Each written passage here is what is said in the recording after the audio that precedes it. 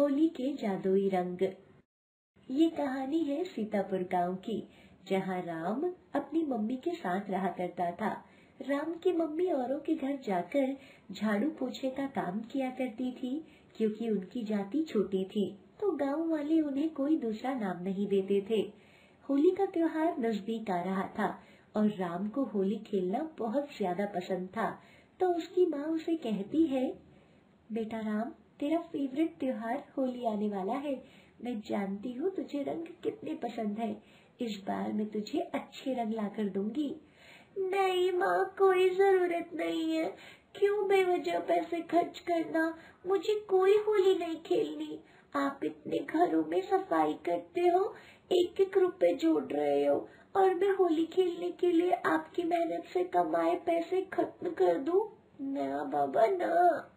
तू कितना बेवकूफ है, इतना मत सोच, सब हो जाएगा। राम काफी समझदार बच्चा था। वो अपनी माँ से कुछ नहीं मांगता था, मगर उसकी माँ सब समझती थी कि उसके बेटे को होली कितनी पसंद है। एक बार राम अपनी मम्मी के साथ कहीं जा रहा था और रास्ते में होली के रंग और पिचकारी के ठेले लगे हुए थे और राम उन्हें देखता हुआ चल रहा था। मैं जानती हूँ राम, तो हमारी गरीबी की वजह से होली खेलने के लिए मना कर रहा है ना, मगर इस बार मैं पूरी कोशिश करूंगी कि तेरे लिए पिचकारी और कुछ रंग लेकर आऊं। तू हर बार मेरी वजह से कुछ भी नहीं लेता।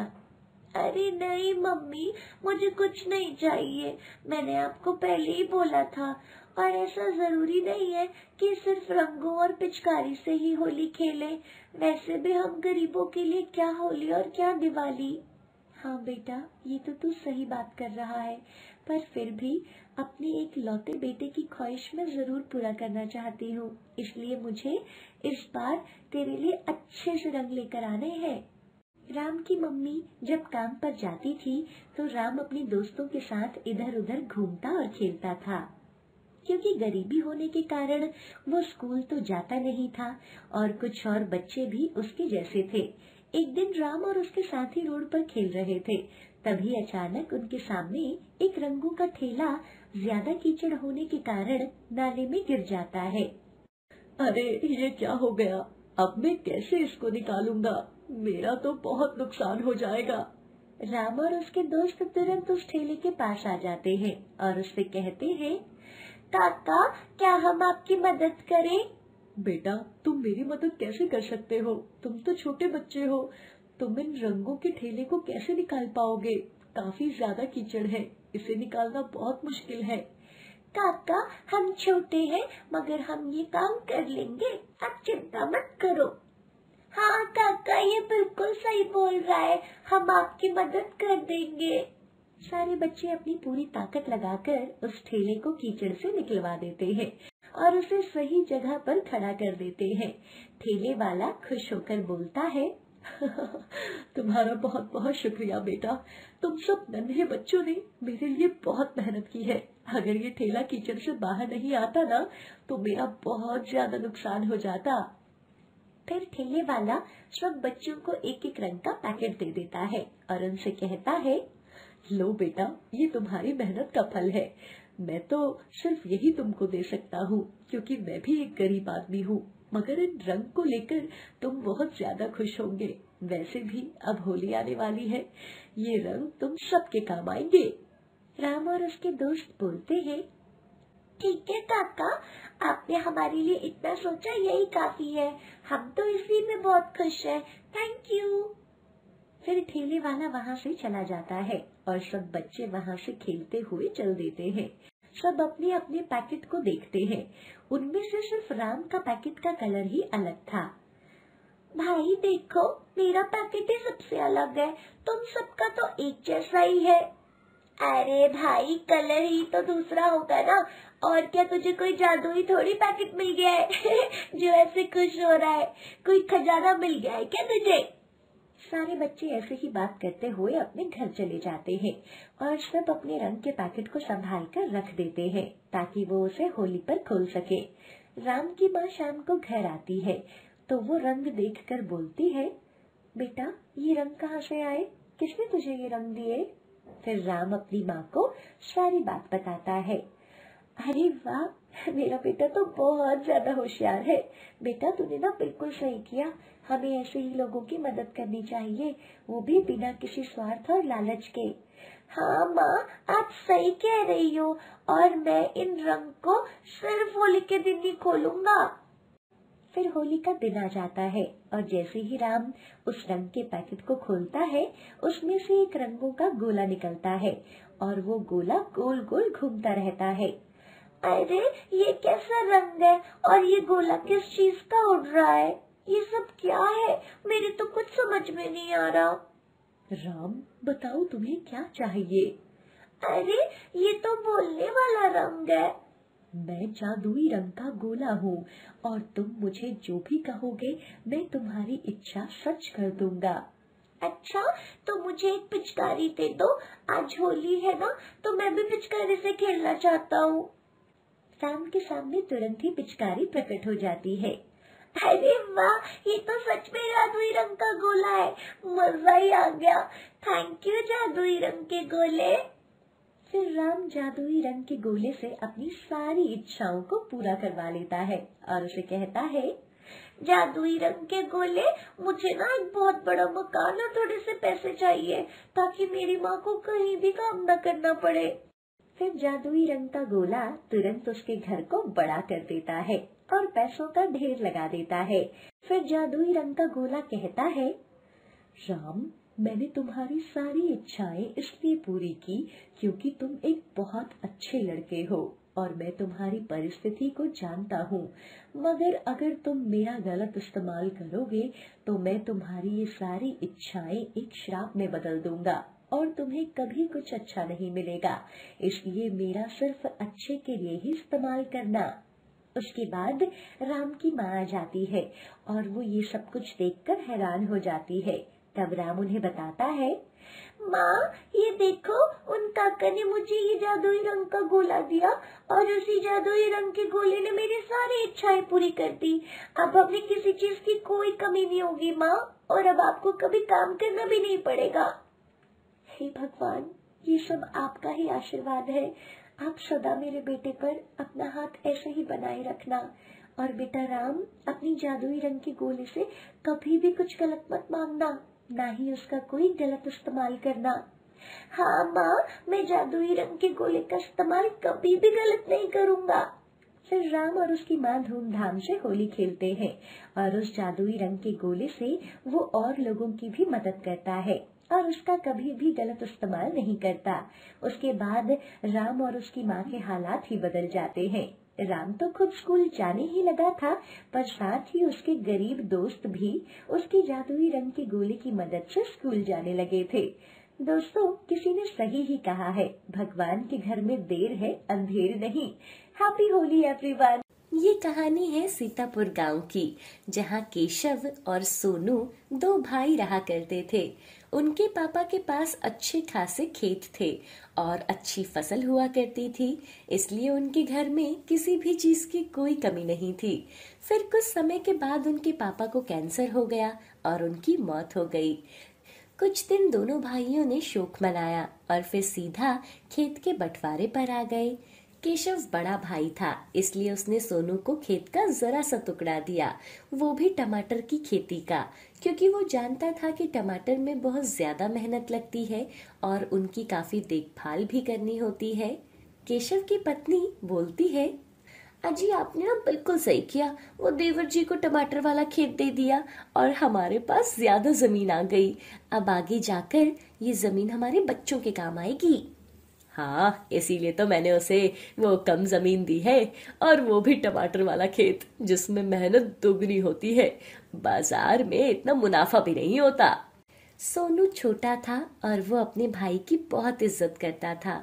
उससे बिना कोई सवाल जवाब किए उसने टमाटर की खेती ले ली। अब उसकी पत्नी उससे कहती है, अजी आपने भाई साहब को कुछ बोला क्यों नहीं, और आपने वो टमाटर वाला खेत क्यों लिया?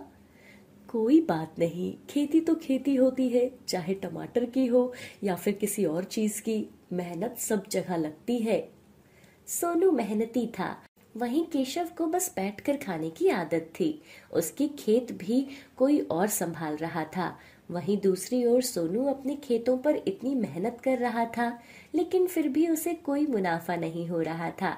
सोनू के घर पर अब बहुत ज्यादा दिक्कत होने लगी थी। उसके पास 2 वक्त का खाना भी नहीं था, इसलिए वो अपने भाई से मदद मांगने के लिए उसके घर जाता है। भाई, मेरी फसल में मुनाफा नहीं हो रहा है, हालात भी काफी खराब चल रहे हैं। तुम कुछ दिनों के लिए मुझे थोड़े पैसे उधार दे दो। जब मेरी फसल अच्छी होगी तो मैं तुम्हें लौटा दूंगा। अरे भाई, मैं कहाँ से दूं? मेरे पास तो खुद ही पैसे नहीं है। घर में खुद खाने के लाले पड़े हुए हैं। मुझे माफ कर दे, मैं तुझे पैसे नहीं दे सकता। पर भाई, तेरी फसल तो बहुत अच्छी हो रही थी और मंडी में दाम भी अच्छे मिल रहे थे, फिर तू ऐसा क्यों बोल रहा है? बस भाई, बहुत हुआ। मैंने इतनी मेहनत, इतने पैसे तेरे लिए थोड़े ही रखे हुए हैं। भाई, अब हमारे खेत अलग है, इसलिए अब तू अपने रास्ते और मैं अपने रास्ते। ठीक है भाई, मैं चलता हूँ। सोनू को बहुत दुख हुआ कि उसका सगा भाई भी उसका साथ नहीं दे रहा था। फिर सोनू ने अपने टमाटर के खेतों में थोड़ी और मेहनत करनी शुरू कर दी, पर सोनू को कोई लाभ ही नहीं हो रहा था। अब उसकी पत्नी उससे बोलती है, अजी, आप अपनी सेहत का भी थोड़ा ध्यान रख लिया करो ना, नहीं तो आपकी तबीयत खराब हो जाएगी। पूरे दिन धूप में मेहनत करते रहते हो। क्या तबीयत का ध्यान रखूं? अभी तो घर में खाने के लिए कुछ भी नहीं है। अगर ऐसे ही चलता रहा ना तो तुम्हारी और बच्चों की तबीयत खराब हो जाएगी, फिर मैं क्या करूंगा? कोई बात नहीं, आप चिंता क्यों करते हो? सब सही हो जाएगा, मैं आपके साथ हूँ। फिर एक दिन सोनू खेत में काम कर रहा था और एक बाघ उसके खेत में दौड़ते हुए अचानक से आ गया। उसे देखकर सोनू बहुत डर गया और पीछे हटने लगा और भगवान से प्रार्थना करने लगा। हे भगवान, वैसे ही घर में खाने के लिए कुछ नहीं है और अब ये एक नई मुसीबत मेरे सामने आ गई। अगर मुझे कुछ हो गया तो मेरे परिवार का क्या होगा? भगवान, मेरी रक्षा करो। बाघ सोनू को कुछ नहीं कह रहा था और धीरे धीरे उसके पास आ रहा था। सोनू डरते हुए पीछे हट रहा था।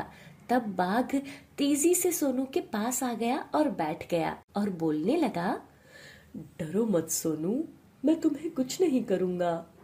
अरे, ये क्या चमत्कार है? ये बाघ कैसे बोल रहा है? मुझे बहुत भूख लगी है। मुझे पूरे जंगल में कुछ भी नहीं मिला। मुझे कुछ खाने को है तो दे दो। सोनू ने अपने घर के लिए कुछ टमाटर टोकरी में रखे हुए थे, ताकि वो उनसे अपने घर जाकर उसकी चटनी बनवाकर खा सके। फिर सोनू मन ही मन सोचता है, अरे, मेरे खेतों में तो आज थोड़े से ही टमाटर लगे हैं, वही मैंने अपने घर के लिए भी रखे हैं। मगर ये बेचारा बाघ तो भूखा है, मुझे इसकी मदद करनी ही पड़ेगी। वो सारे टमाटर बाघ को खाने के लिए दे देता है।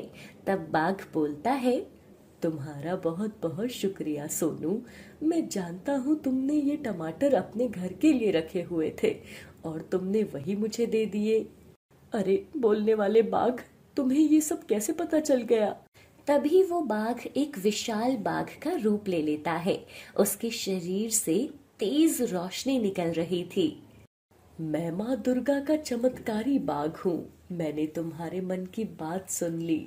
मैं जान गया हूँ कि तुम्हारी क्या क्या समस्या है, पर तुम चिंता मत करो, सब सही हो जाएगा।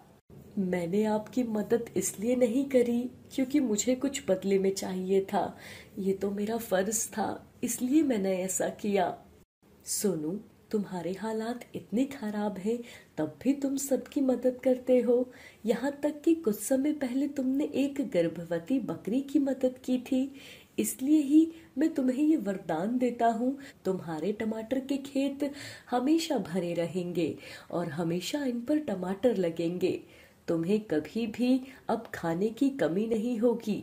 ये मेरा आशीर्वाद है। चमत्कारी बाघ ये कहकर वहां से गायब हो जाता है। तभी सोनू के टमाटर के खेत अचानक से ही अच्छे हो गए और उसकी बेकार फसल अब दोगुनी हो गई। पूरे खेत में एकदम ताजे लाल टमाटर लगे हुए थे और फिर सोनू सारे ताजा ताजा टमाटर बाजार में बेच देता है।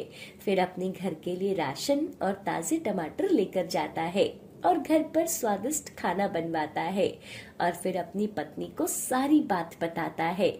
अजी, आपकी मेहनत को देखकर ना भगवान जी ने साक्षात आपको दर्शन दिए हैं। मुझे आप पर गर्व है। नहीं नहीं, ये सब तुम्हारी और बच्चों की मेहनत का नतीजा है। अगर तुम लोग मेरा साथ नहीं देते तो हमारा मुसीबत का समय नहीं कटता। फिर सोनू ने टमाटर सूप की कंपनी में अपने खेत के टमाटर को सप्लाई करना शुरू कर दिया। उसके बाद सोनू का काम बहुत ही अच्छा चलने लगा। ये सब देखकर उसका भाई उससे जलने लगा और उसकी फसल खराब करने का प्लान बनाने लगा। आखिर ये सोनू इतने पैसे कैसे कमा रहा है? अगर मैं इसके टमाटर की खेती को ही नष्ट कर दूं, फिर ये पहले जैसा ही कंगाल हो जाएगा। केशव ऐसा ही करता है, मगर उसका नतीजा उल्टा हुआ। उसकी खुद की फसल खराब हो गई और वो अपने भाई के घर गया। सोनू भाई, मुझे माफ कर दे। आज मेरे पास कुछ नहीं है। मेरी सारी फसल खराब हो गई। मेरी थोड़ी मदद कर दे भाई। हाँ हाँ भाई, क्यों नहीं, सब आप ही का तो है। भाई, मैंने तेरे साथ इतना बुरा किया, फिर भी तू मेरी मदद करने के लिए हाँ कह रहा है। तू तो सच में बहुत अच्छा इंसान है। सोनू की ये बातें सुनकर उसके भाई को अपने किए का पछतावा होता है। सोनू अपने भाई की मदद करता है और दोनों भाई अच्छे से मिलजुल कर अपने जादुई टमाटर के खेत से अच्छा मुनाफा कमाते थे। हाय एवरीवन, आपको ये स्टोरी कैसी लगी हमें कमेंट करके बताना ना भूलिए। और हाँ, अगर आप हमारे चैनल पर नए हैं तो हमारे चैनल को सब्सक्राइब करना ना भूले। Bye bye.